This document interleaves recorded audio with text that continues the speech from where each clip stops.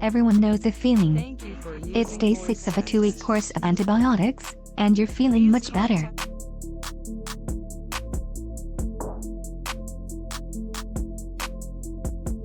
Of course, as most people, hopefully, know, stopping antibiotics at this point is the worst possible move, risking a return of the infection or enabling the bug to develop resistance to medicine, pot.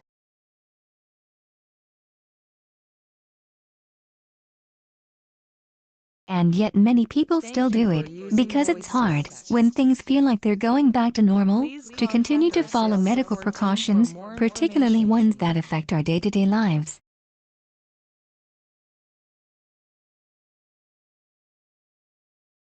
A similar dynamic is developing with the novel coronavirus.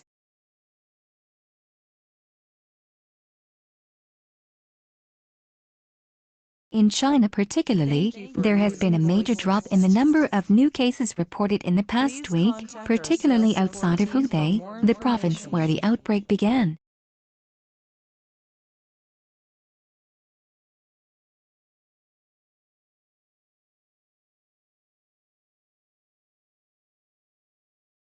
This has led some areas to lower travel restrictions and begin the slow process of getting back to work.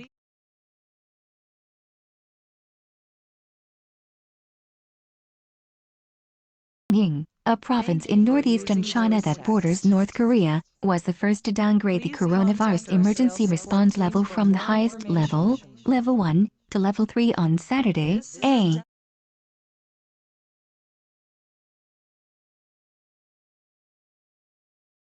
This was followed by Shaanxi, Guangdong, Yan'an, Gansu and Guizhou, accounting for some 305 million people.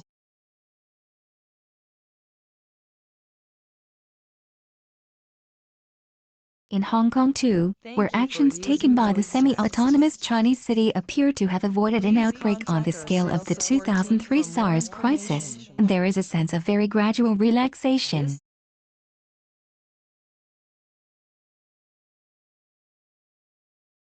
Some are even dispensing with face masks, previously rare sight.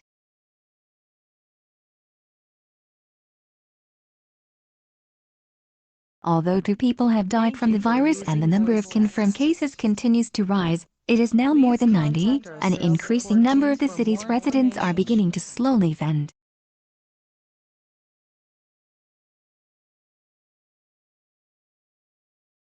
The relative success of Hong Kong in preventing the type of fast-expanding mass outbreak seen first in mainland China and now South Korea and other countries is likely due to the effectiveness of PR.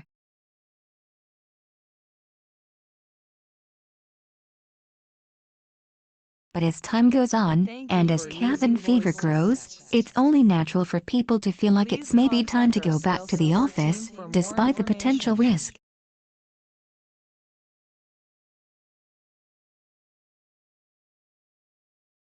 Wednesday, the Hong Kong government announced a major economic relief package, boosting, perhaps unintentionally, the sense that the worst may have passed.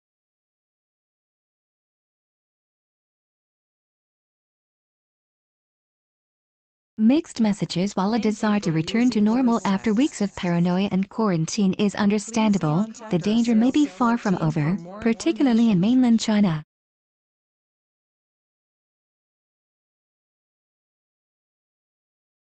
Since the outbreak began in December last year, more than 78,000 cases have been confirmed inside of mainland China, with the death toll rising to more than 2,700.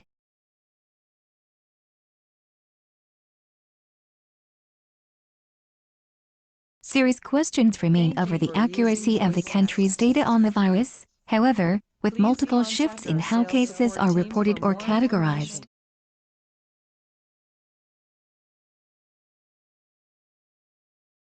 Outside of Hubei itself, where a huge amount of resources and emergency staff have been deployed, there are fears that cases may be missed or go undiagnosed.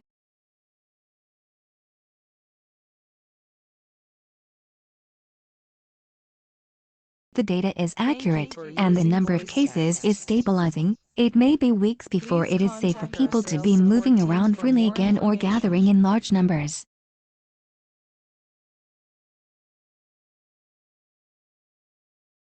Know that the virus can lie dormant and there is strong evidence that it is spread while people are asymptomatic.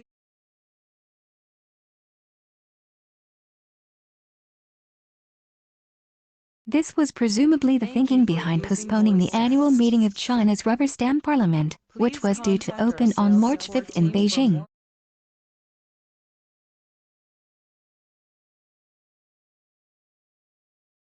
But the messaging from the Chinese authorities has been mixed at best and often somewhat contradictory.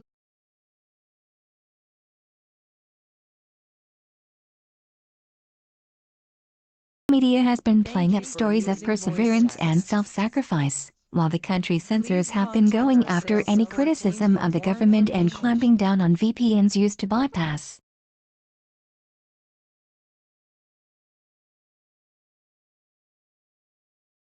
At the same time, many foreign media websites have been blocked, and Chinese authorities have criticized some coverage by the international press.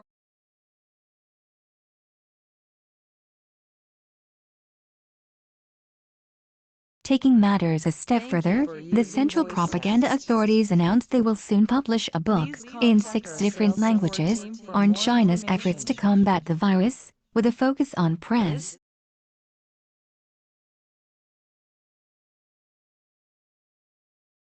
Economic pain. Economically, the coronavirus has already had a major toll, affecting everything from property sales to box office receipts, and leaving many businesses shuttered for weeks as employee.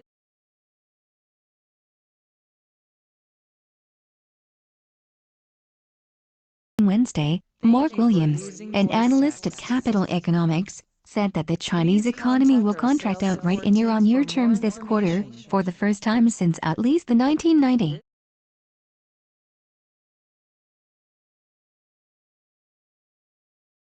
While a stimulus package is in the works, it will likely not prevent a slowdown in annual growth.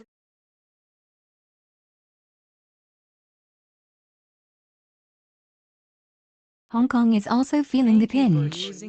The city was already in a technical recession following months of protests last year, and the virus outbreak and accompanying slowdown has only made the situation worse.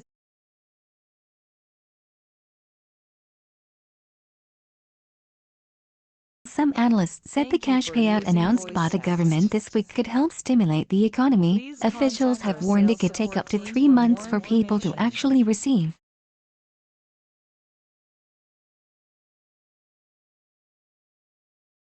The initial outbreak has been devastating for the Chinese economy. A second could be even worse, further undermining confidence and adding more strain to businesses already teetering.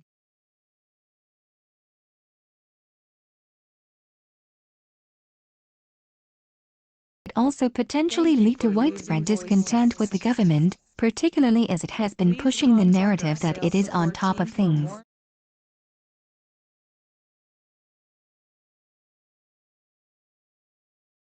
China's leaders have taken dramatic steps to rein in the virus, quarantining millions of people and putting much of the country on lockdown.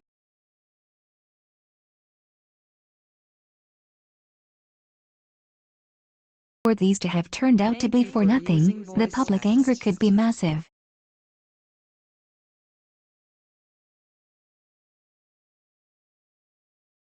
At the same time, there's only so long you can expect people to put up with what are often extremely limiting restrictions, particularly when the immediate danger appears to have passed.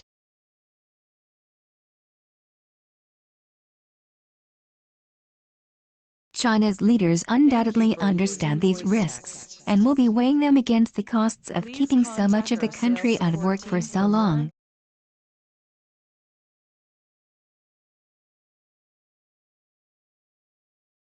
A gradual return to normality will be just that, rather than a window for the outbreak to rebound.